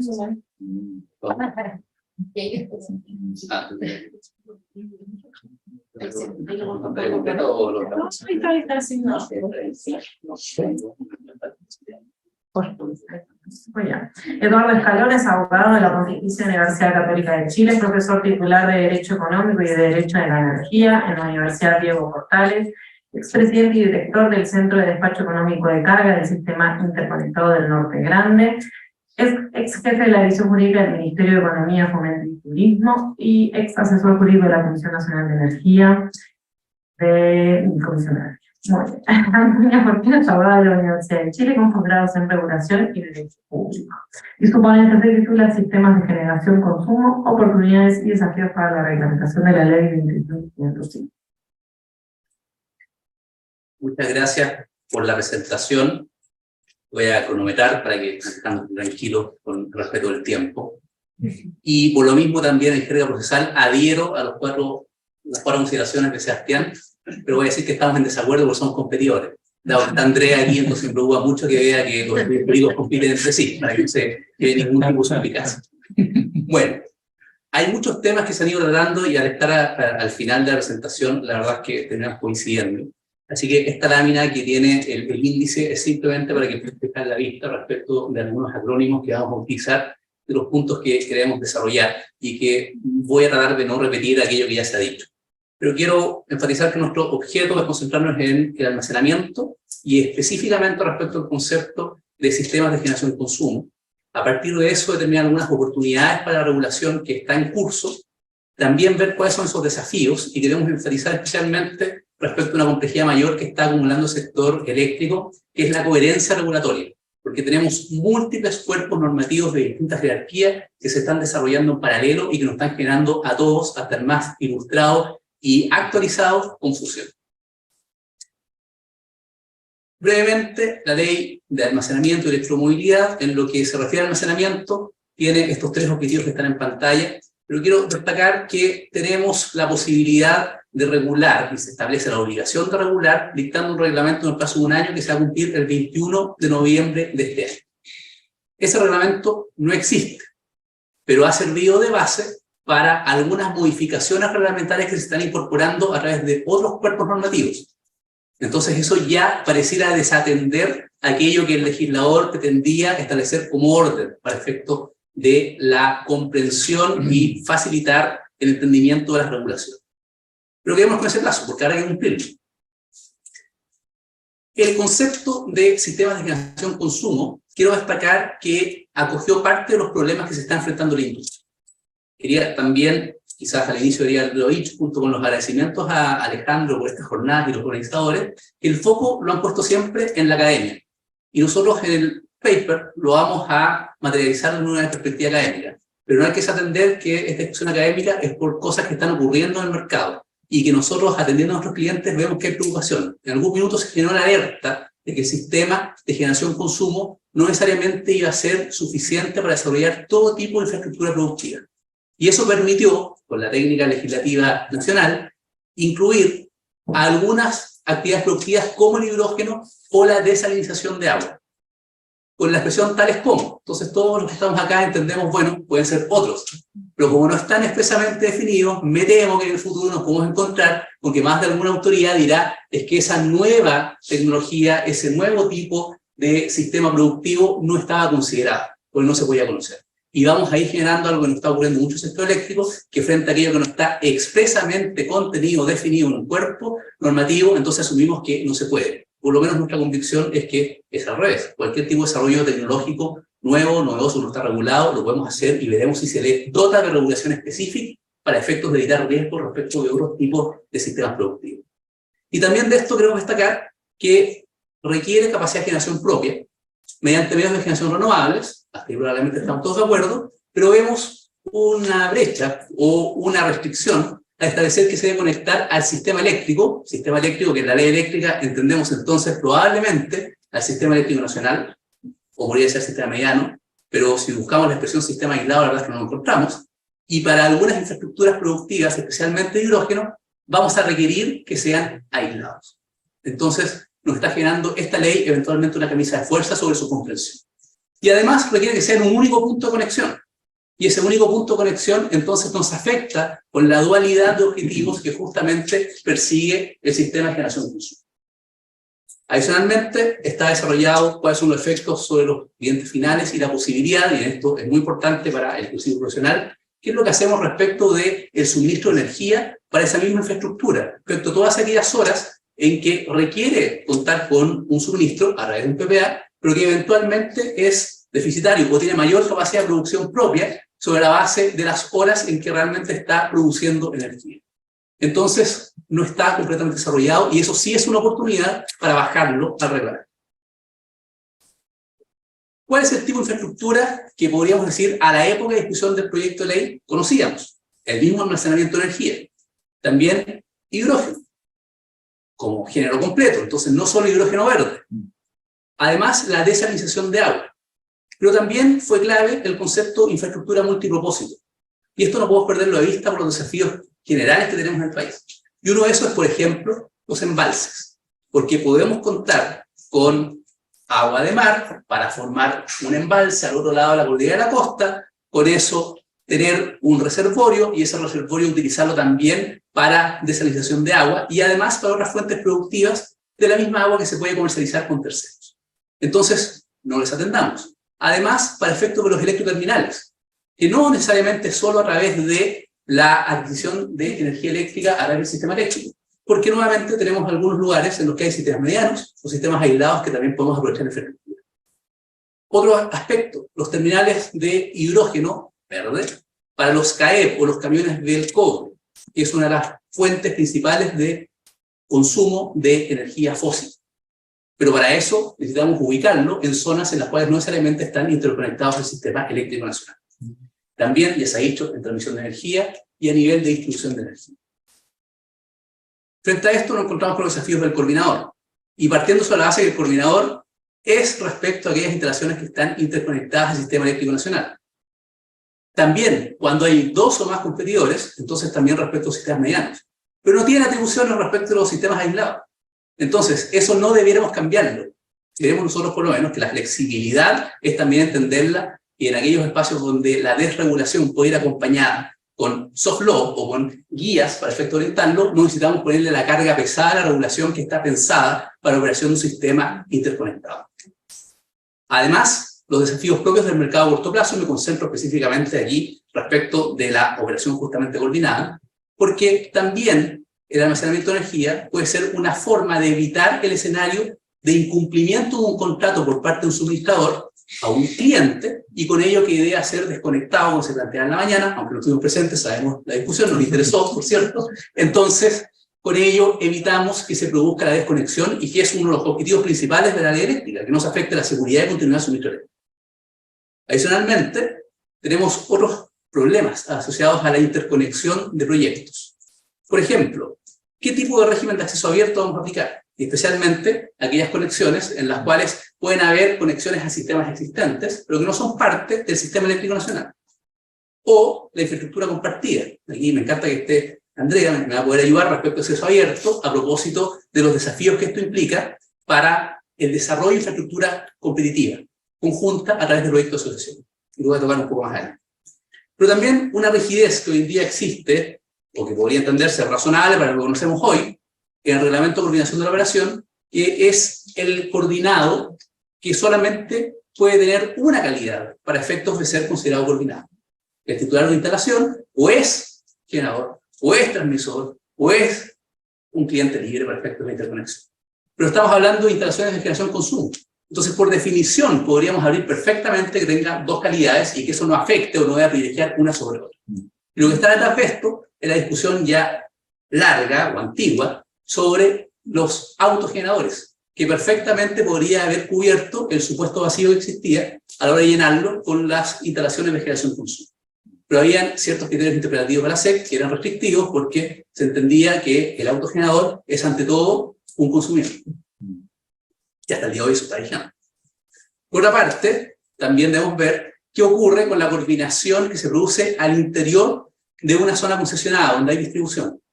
Y tiene dos aspectos que lo vemos diariamente por consultas con nuestros clientes. Uno, clientes libres que están dentro de zonas de concesión y por lo tanto perfectamente pueden tener infraestructura compartida, y que esa infraestructura compartida también podría eventualmente estar sujeto a acceso abierto. ¿Pero para qué? Para distribución, que no está regulada. ¿Y por qué? Por la seguridad de la red dentro del sistema de distribución, en que a veces se producen algunas desconexiones que son atendidas internamente o a través del sistema de distribución, sin requerir energía desde el sistema eléctrico nacional. Y eso soluciona problemas específicos, pero afectaría, a propósito del reglamento que está en discusión sobre potencia, en que ahora se incorporan normas de almacenamiento, afectaría la potencia ya definitiva, o la que se va actualizando periódicamente, aquella que partió como potencia preliminar o inicial para efecto del sistema de almacenamiento. Entonces operaría con un cambio. Y otro aspecto a destacar es justamente los sistemas aislados, en los que sí podemos encontrar muchas ventajas de utilizarlo de laboratorio para efectos de no rigidizar la normativa, copiando aquello que conocemos de la operación interconectada. A propósito de transferencias de energía en el mercado a corto plazo, la doble calidad permite enfrentar el problema de la suspensión del suministrador. Y eso debe ser un objetivo celebrado, no castigado, porque nos estaría dando la posibilidad de contar con continuidad operacional, incluso sobre la base de energía propia, sin que sea retirada del sistema. Pero pareciera ser que la normativa no lo está considerando y más bien lo ve hoy en día a través de un oficio de la CNE que fue enviado a la SEC, y la SEC a su vez con un oficio al coordinador para efecto de establecer restricciones, entendiendo de que esto estaría poniendo en riesgo la continuidad del mercado a corto plazo. Y por otra parte, no sé si nos hemos preguntado, por lo menos estas son parte de la futurología que vemos, las restricciones operativas o las condiciones especiales de operación. ¿Qué ocurriría si nos encontramos con un embalse que además está aprovechando el agua para desalinización y que requerimos infraestructura productiva para energía? ¿Qué priorizamos? ¿La producción de agua o la producción de energía? Otra inflexibilidad, absolutamente contractual, pero perfectamente legítima. Entendemos que el día de mañana la operación va a estar coordinada, o el programa de operación de un sistema de almacenamiento, con participación del coordinador, y que va a tender a establecer el programa de operación más eficiente. Pero eso podría ser en contra del propietario de instalación, que por ejemplo está obligado a cumplir con un contrato de exportación de hidrógeno, o de celdas de hidrógeno, y que estaría en riesgo de un incumplimiento contractual a nivel de exportación. ¿Puede entonces un contrato operar como una restricción operativa y declararse frente al coordinador? Mire, no es la operación más eficiente, pero yo necesito producir, como sea, incluso con energía, celdas de hidrógeno verde, en la noche, aunque sea contraintuitivo para el sistema o ineficiente, pero me permite a mí preservar el contrato. Y por otra parte, ¿qué es lo que ocurre con todos los sistemas behind the meter o al interior del punto de conexión? Porque hay múltiple infraestructura que lo que va a requerir es aprovechar un mismo centro o una misma central de generación, pero para dos o más fines productivos distintos. Aprovechar el mismo parque, pero con una línea de transmisión para interconectar el sistema eléctrico nacional y otra eventualmente para la producción de hidrógeno. Finalmente, me concentro en el almacenamiento, transmisión y sus excedentes, pero Sebastián aquí me apoyó. 3 minutos, lamentablemente es lo que tengo ahí. A propósito de incentivos para viabilizar las inversiones, creemos que vía reglamento, que es el objetivo, no podemos establecer, y no debiéramos, si debiéramos fiscalizar, que no existan subsidios cruzados, que no existan regulaciones que impliquen costos de un agente en perjuicio o que beneficia a otro porque perjudica a uno. Pero eso lo podemos solucionar con certeza jurídica y no estar cambiando permanentemente las normas, además de una permisología liviana y expedita. Y para esto aprovechemos justamente la técnica que nos está dando el Servicio de Evaluación Ambiental, y que nos está adelantando cuáles son las flexibilidades que van a tener, como por ejemplo aquellos proyectos de almacenamiento que hibridizan o que participan dentro de las centrales de generación solar ya existentes para efectos de tener solo una pertinencia. Por alguna pertinencia, lograr el cumplimiento de modificar la resolución de la legislación ambiental.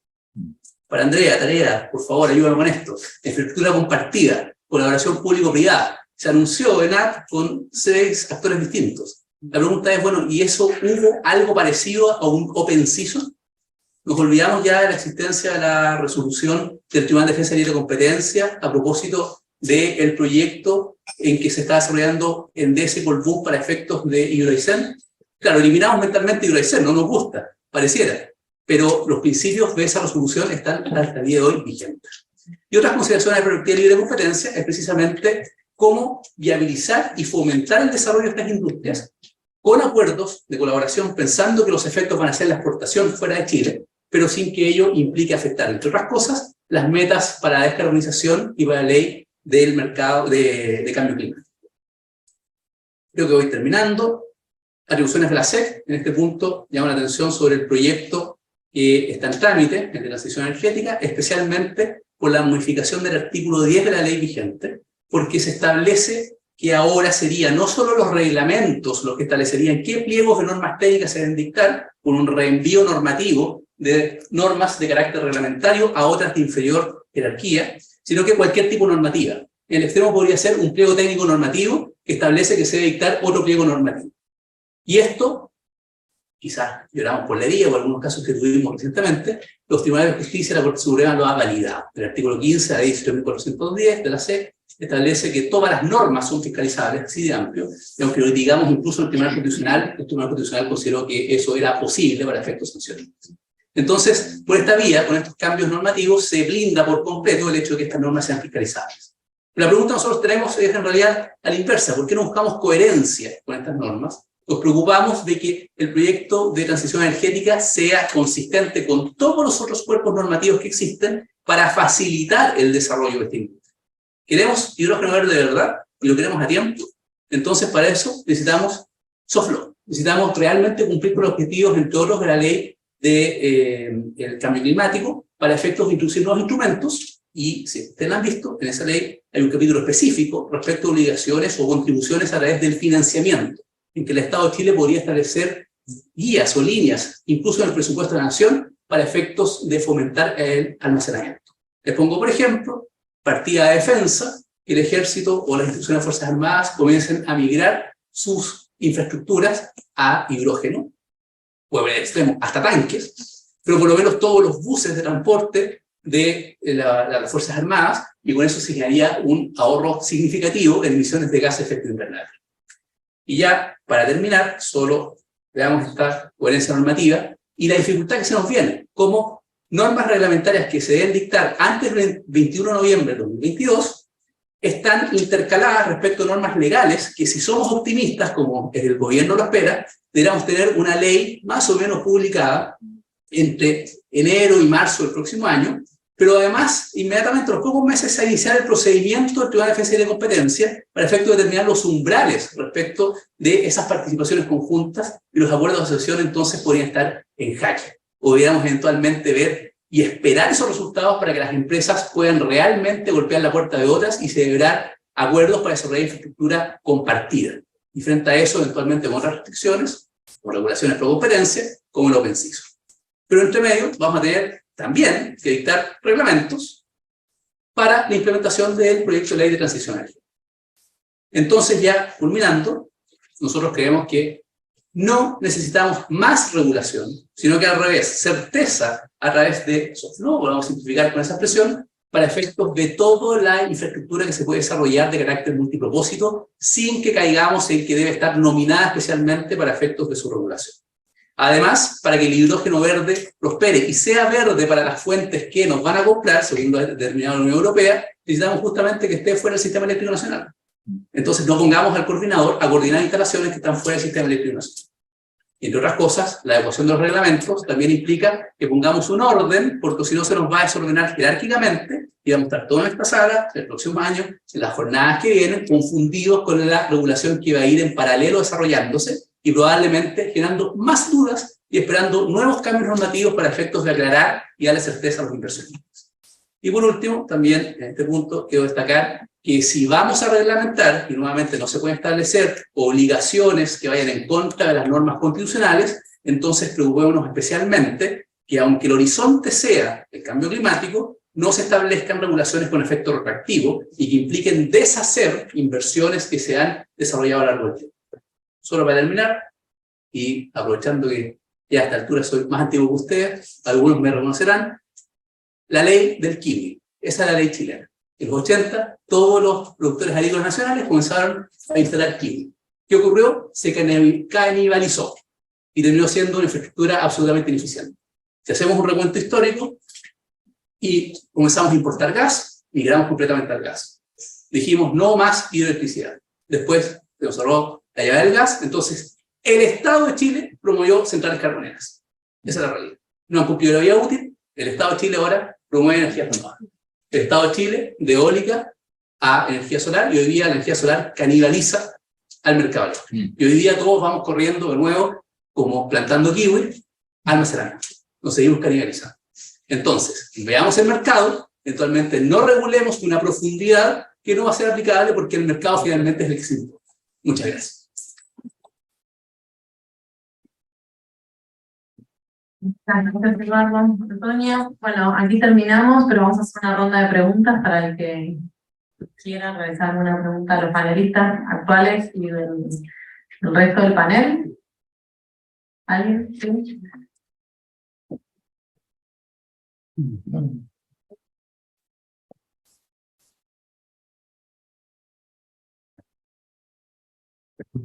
Pedimos sintetizar.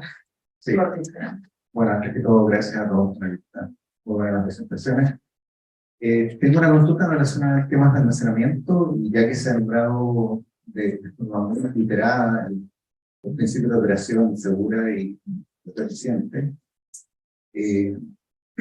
no he escuchado mucho más hablar sobre servicios complementarios en el contexto de el retiro de las centrales de generación base a combustibles y el problema, ¿cierto?, de mantener la estabilidad del sistema, y cómo es que los sistemas de almacenamiento podrían, además de apoyarnos con arbitraje, apoyarnos con servicios de estabilidad del sistema. Si pudieran elaborar un poco al respecto, esto está en algún lado. Gracias. ¿Alguien más? También para Andrea, Santiago y Enrique, si hay preguntas. ¿No? ¿Se podría explicar más ampliamente sobre la libre competencia de infraestructura compartida? Eduardo, diferencia de las instalaciones de generación consumo de los autoproductores.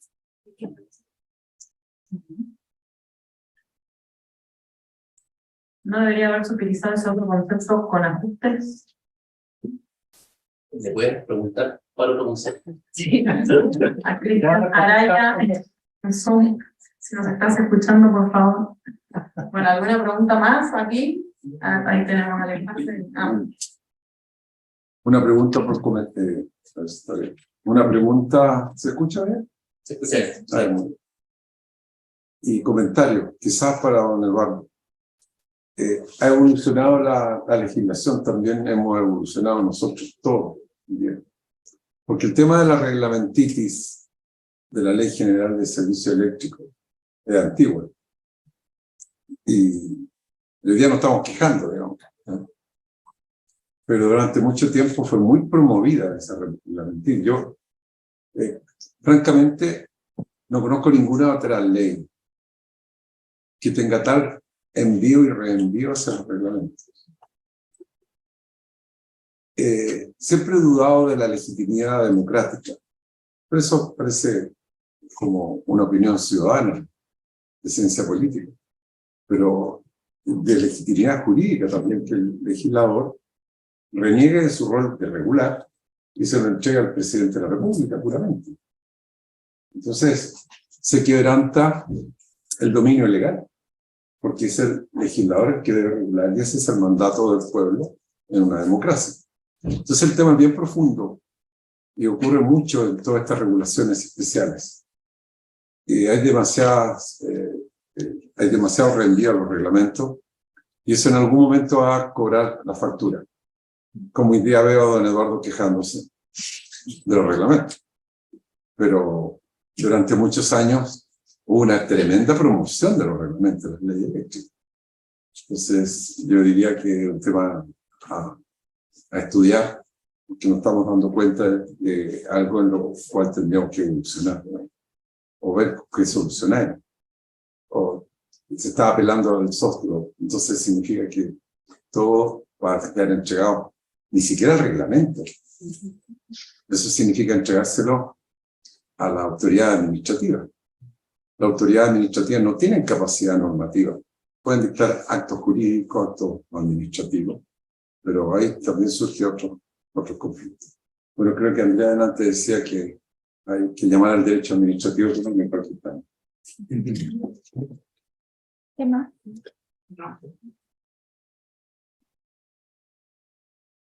Ya, aprovechando algunas de las preguntas sobre la restricción. Yo, la verdad que no sé para Andrea, sobre el tema de la restricción que se le aplica a las empresas transmisoras en materia de participación en el mercado, en verdad yo no la entiendo muy bien, porque ya se reconoce que hay un señor que podría estarlo superando, y respecto al se crea una norma especial. Dice, mire, si usted ya lo supera, ahí le vamos a fijar una norma especial, y vamos a fijar una regla para los nuevos. Y ya me parece una cosa media extraña, ¿cierto? Ya la ley reconoce una situación privilegiada. Y además me parece extraña la norma, cuando hay una jurisprudencia tan persistente del Tribunal de Libre Competencia, en el sentido de pensar que el mercado de la transmisión opera correctamente mediante la licitación.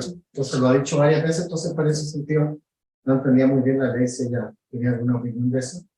Y a propósito del artículo 7º, era el tema, no ven que podría haber un problema, como salía la pregunta ahí, no tanto en el porcentaje de participación, sino en un tema de ubicación, que podría ser mucho más delicado, porque obviamente no es lo mismo ser un transmisor de un 1% en una zona en que se instalan muchos proyectos, que un transmisor con un porcentaje muy alto sin influencia. Y yo creo que tenemos que tener eso. Gracias. ¿Alguna pregunta más? ¿Las respuestas? ¿No más? Al respecto de la dualidad de calidad de coordinados, ¿se puede profundizar en los pros y contras de esa dualidad? ¿Se necesita implementar esto o tácitamente esto ya es así? No me tapaba. Bueno, no sé quién quiere. Yo quiero partir con el tema de servicios complementarios. Nosotros tratamos de tocarlo, pero quería profundizar. O sea, evidentemente que la infraestructura de almacenamiento en el contexto de los servicios complementarios que requiere el sistema eléctrico nacional, con la nueva composición de generación que tenemos, es clara. Y obviamente que es una infraestructura que está hecha no solamente para abrir la energía, sino que para proveer servicios complementarios. Y por eso nosotros tratamos de decir, mira, aquí hay dos formas de catalizar esa inversión. O sea, uno, por un lado, estamos viendo que en el plan de expansión hay una licitación que tiene que ver con una obra de almacenamiento / servicios complementarios. Eso va a ser interesante, y va a ser súper importante. Y hay una forma de remuneración actual a esa infraestructura. Después, en generación, obviamente que la licitación de suministro lo que viene a hacer es otorgar contratos de suministro, de energía y potencia. Pero esa puede ser la puerta de entrada para que alguien que hoy día más bien está hibridizando su generación por la vía de un solar y eólico, diga, ¿sabes que yo le voy a poner una batería? Y que el día de mañana ese contrato viabilice esa inversión, que a su vez pueda prestar servicios complementarios. Yo creo que es una cadena, yo creo que ninguno de estos factores están desacoplados. Así que eso me parece súper importante entender, y por otro lado está la licitación propiamente tal de servicios complementarios que estamos viendo que está liderando el Coordinador Eléctrico Nacional. O sea, yo creo que obviamente almacenamiento tiene una mirada de arbitraje, de ubicación en la red, y tiene un gran potencial de servicios complementarios. Yo creo que eso es clave. Me da la sensación de que no he hecho las matemáticas y no es muy fuerte las matemáticas, por eso estudié Derecho, de que el servicio complementario per se no va a ser la razón por la cual se van a embarcar en esas inversiones, va a ser parte de la ecuación global. Entonces me interesa cómo se enmarca la remuneración de la transmisión y en el contrato de largo plazo de energía. Así que un poco eso. Pero súper importante, y tratamos de tocarlo brevemente en nuestra presentación. Antonia se hace cargo de la pregunta sobre autoproductores. Sí, bueno, respecto de la pregunta que había sobre la diferencia del concepto de autoproductor y el concepto de interacción de generación y consumo, básicamente, primero la definición de autoproductor no está en la ley, está en el Reglamento de Coordinación de Operación, y es relativamente genérica, pero se basa en el presupuesto que, digamos, hay un proceso productivo asociado a la generación de energía, que se utiliza esa energía también para ese proceso productivo, pero la diferencia está en que el autoproductor tiene disponibles excedentes para inyectar a la red.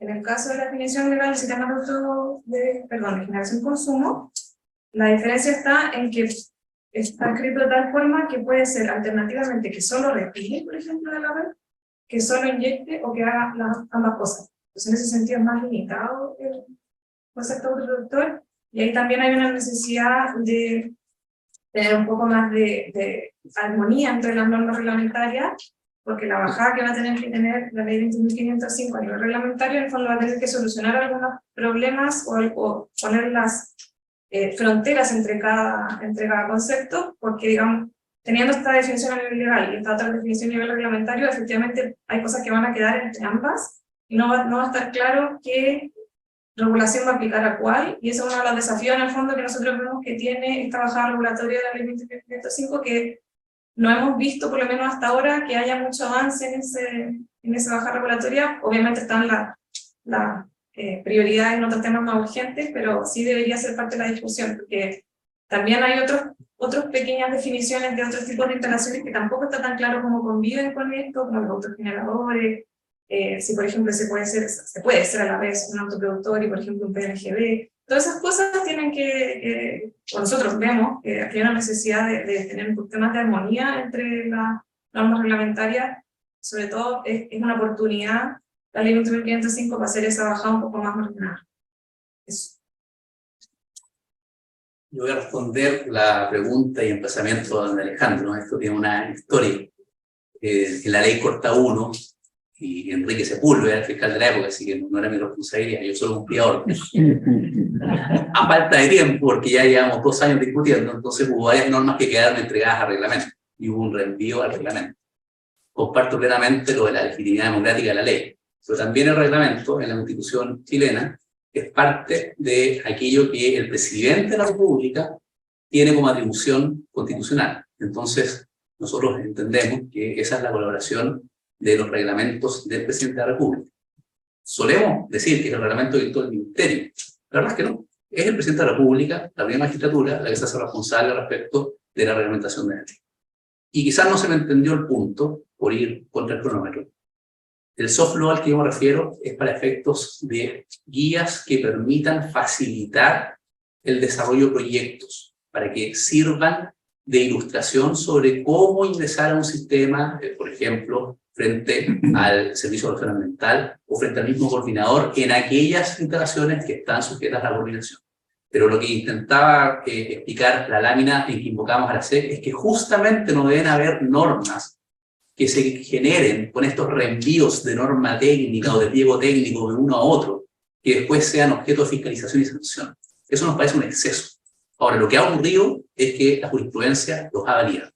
Y ahí, lamentablemente, sufrimos, como les decía, una sentencia del Tribunal Constitucional. Yo le decía a la gente de la SEC, un fallo dividido, porque fue 8-2, porque me decían a fallo categórico. Bueno, ese es un elemento. Después lo otro, que vi unas preguntas que estaba dicho respecto del carácter de coordinado y no una dualidad de calidades o de titularidad.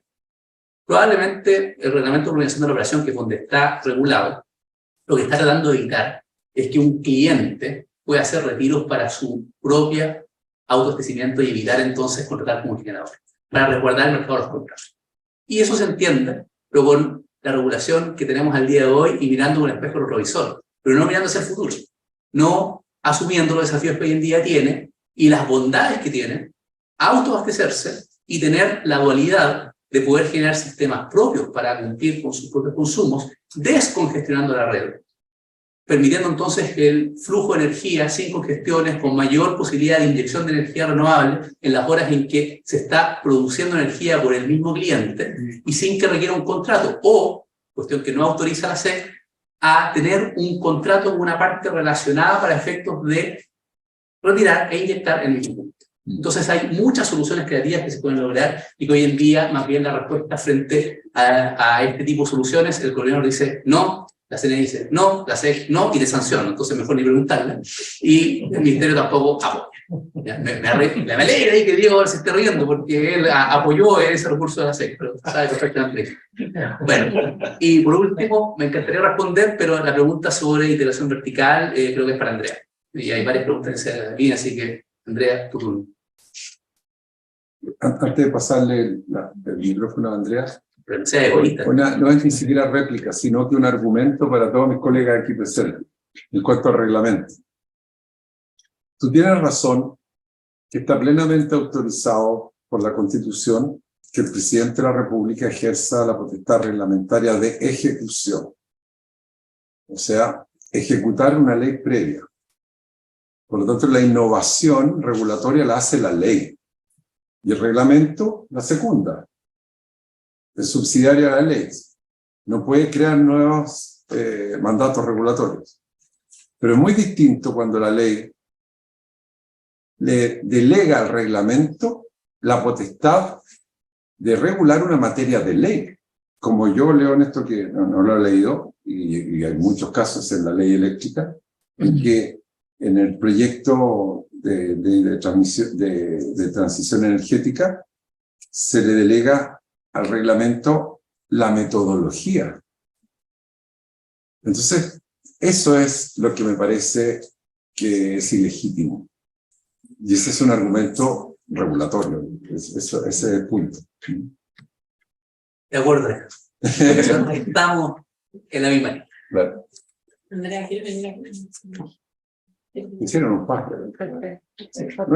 Bueno. Escuchamos para mí.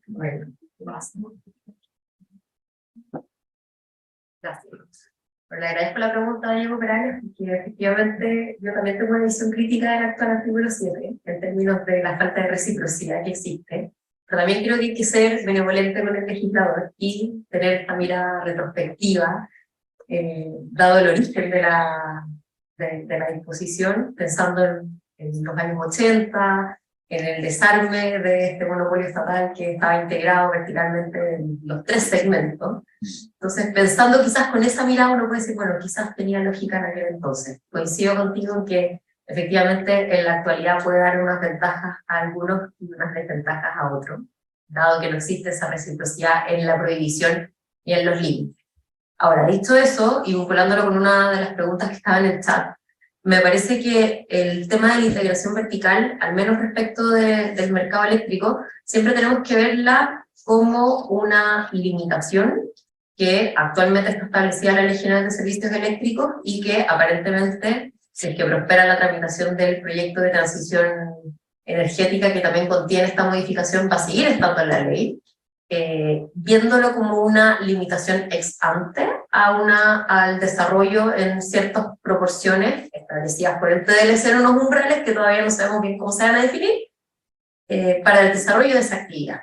Pero vinculándolo con la pregunta del chat sobre cómo esto podría también vincularse al uso de una transmisora, por ejemplo, de cierta información respecto de la ubicación de otra generadora o algo por el estilo, o de los puntos de generación, creo que ahí siempre hay que tener en vista que el derecho de la libre competencia, si lo vemos bajo un paraguas conceptual amplio de lo que es la regulación, finalmente es una regulación ex post. O sea, si es que la regulación ex ante o la legislación deja ciertos espacios de discrecionalidad o de ámbito de movimiento a los actores, tampoco quiere decir que esto sea el Far West ni el SP, sino que la regulación de libre competencia, la legislación, debiese actuar en esos casos, y si es que en el supuesto se viera, por ejemplo, que hay un umbral que permite la integración vertical y que de todo modo hay una firma que abusa de esa integración o del acceso a cierto tipo de información en desmedro del proceso competitivo, de los competidores o de los consumidores, en ese caso debiese entonces aplicarse